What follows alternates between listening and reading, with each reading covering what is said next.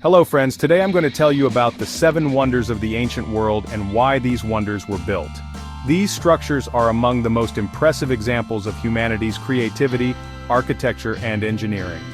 Even though they were built thousands of years ago, the mysteries and stories of these still awe-inspiring structures continue to fascinate us.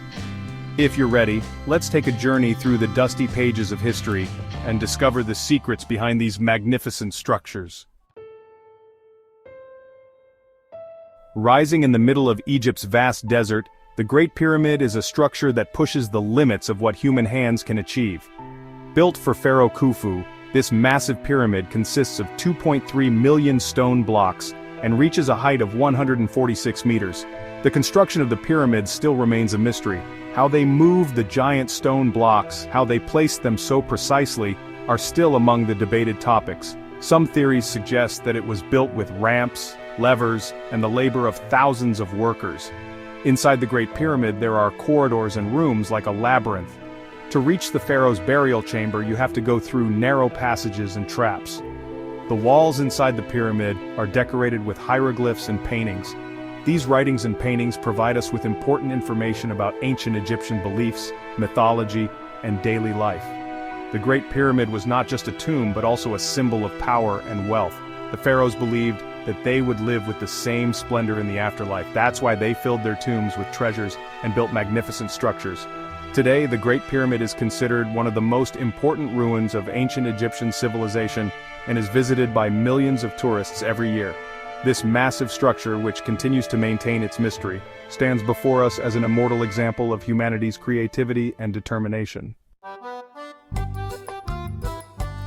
Located in the heart of the Babylonian Empire, the Hanging Gardens are considered one of history's most mysterious and romantic structures.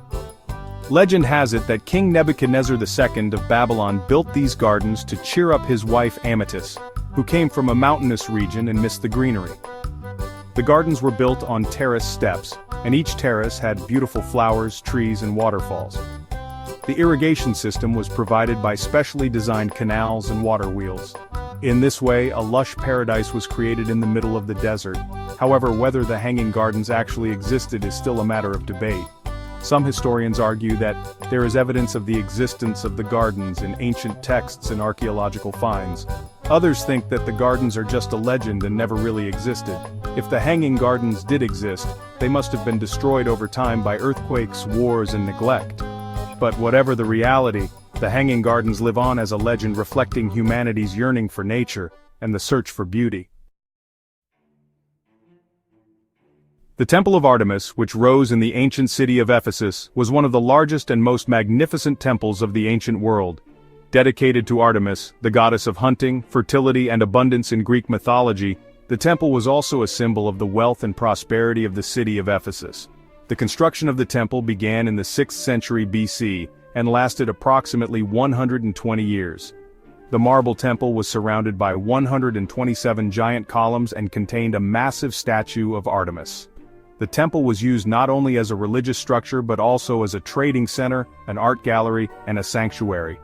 However, the glorious days of the Temple of Artemis did not last long. In 356 BC, a young man named Herostratus set fire to the temple to gain fame.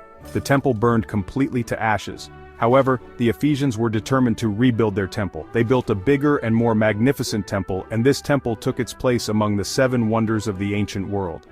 Today, even though only a few ruins remain of the Temple of Artemis, even these ruins reveal the splendor of the ancient world and the limits of what human hands can achieve. The statue of Zeus, located in Olympia, the most important religious center of ancient Greece, was dedicated to Zeus, the king of the Greek gods, and was one of the largest statues of the ancient world. The statue was made in the 5th century BC by the famous Greek sculptor Phidias, and was located in the Temple of Zeus in Olympia. The statue, approximately 12 meters high, depicted Zeus sitting on his throne, holding Nike, the goddess of victory, in his right hand and a scepter in his left hand in a magnificent manner. Ivory, gold, and precious stones were used in the making of the statue. Zeus's clothes and scepter were made of gold and his skin color was made of ivory. His eyes were decorated with precious stones. The statue of Zeus was considered one of the most important works of art of the ancient world. People were greatly impressed by the magnificence and realism of the statue. People from all over the world flocked to Olympia to see the statue. However, the glorious days of the statue of Zeus did not last forever.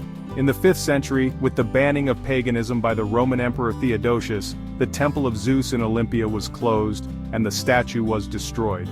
Today, even though only some written sources and a few small pieces remain of the statue of Zeus, this work continues to remind us of the power of ancient Greek art and belief.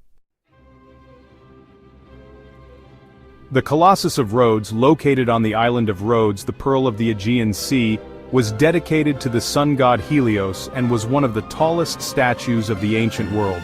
The statue was built in the 3rd century BC to celebrate the Rhodians' escape from the siege of King Demetrius of Macedon.